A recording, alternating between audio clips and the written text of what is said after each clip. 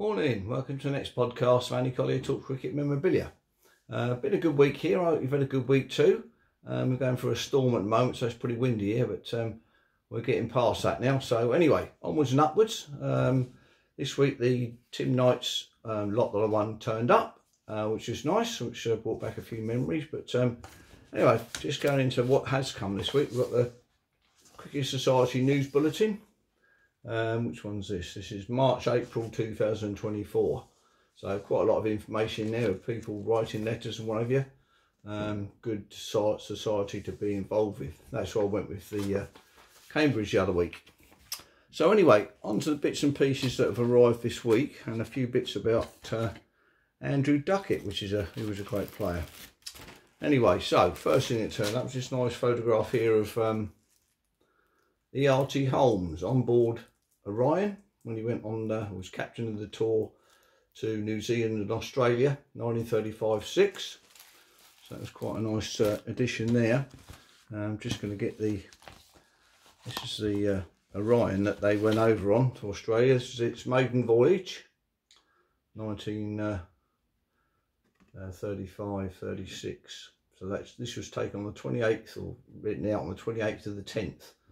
1935, so quite a nice card there to go with Mr. Holmes. So just going to go into the bit that turned up from Knight. The main thing I was going for was this lovely signed photograph there of Ray Lindwall, which is signed to David, who was David Frith. Some of his stuff was on in the auction, as you know, this time. But as you know, I'm a friend of David Frith, and most times I went into his library over the last 30 years, that was on display. So I'm thinking to myself, right, I've got to get that to keep the display going. So there it was. So now it's in my collection now. So that's nice.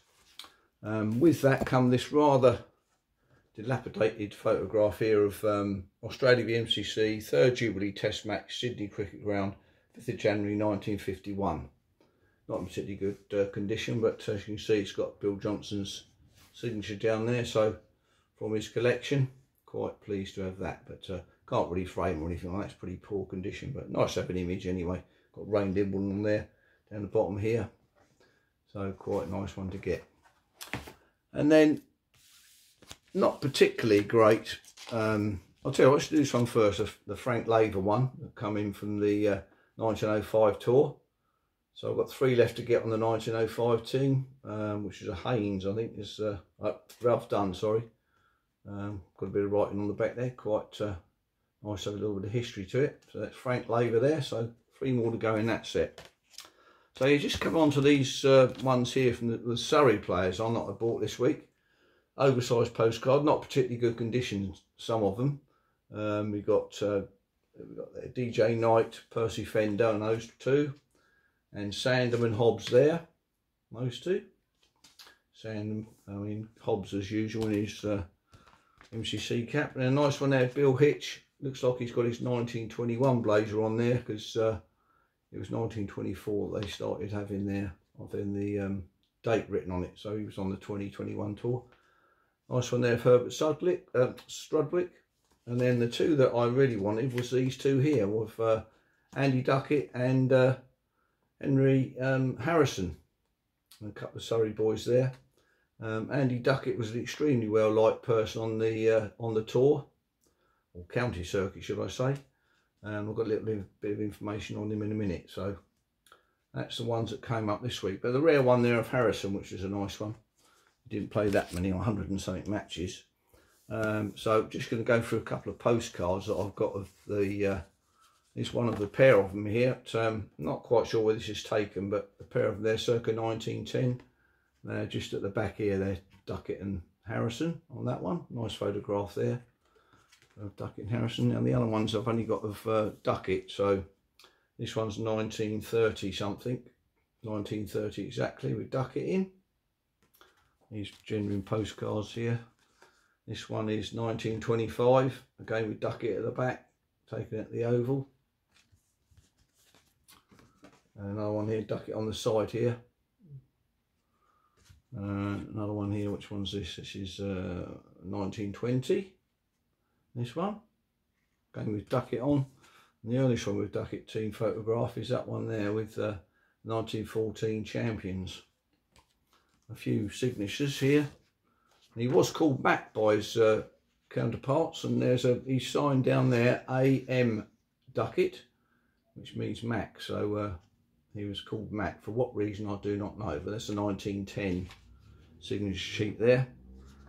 That one, and there's Harrison on this one again. Harrison's here. That one, that's 1913, and this one here with Ducat at 1923. So quite nice ones there. But just going into Andrew Ducat, a good player, Andy Ducat, double international as well, England footballer. We've got a bit of information here on him. So he started playing for Surrey 1906 to 1931. Obviously the war intervened, as it did with Harrison, unfortunately. He scored 23,373 runs at 38.63 with his high score 306 plus 3 double centuries. He played one test match for England at Headingley 1921. Didn't really bother the scorers too much with a 3 and a 2. He got 1,000 runs 14 times and 2,000 runs once in his career. And he was called up on the tour 1929-30 when MCC was struggling over there in Australia, and he was coaching in Queensland. And they called him up and he played a game for the MCC on that tour, 35. For football reasons, his career, he played for Woolwich Arsenal, now Arsenal, Fulham and Aston Villa. He captained Aston Villa in the 1920 Cup final, actually, at Stamford Bridge against Huddersfield Town when they won against Huddersfield. He had 6 caps, which I think is not very far off being the most England caps for a footballer. He can't be far off, perhaps even before, I'm not sure, but can't quite work that one out. And unfortunately he died at Lord's, Andy Ducat, 1942, in a match that was for Surrey Home Guard against the Sussex Home Guard. And it's funny, I'll just read you the passage in here where he actually died. This is in the Surrey book here, Surrey History of Surrey Cricket. And on the resumption of play, he took his score on to 29. He played a ball from Eton to mid-on and prepared to receive the next delivery, but he suddenly fell forward, and it was discovered he had collapsed of heart failure. And then a nice bit of the sporting world was saddened and shocked even at the time when those was such about to grief. Sorry, beg your pardon on that one. There was so much about which grieve. So a nice little write up there of Andrew Ducat. So I say quite a big player, Andy Ducat, and well liked on the circuit. So anyway, that's about it for this week. I hope you've enjoyed that, apart from one little sputter at the end there. Hope you have a good week. See you on the next one. Cheers.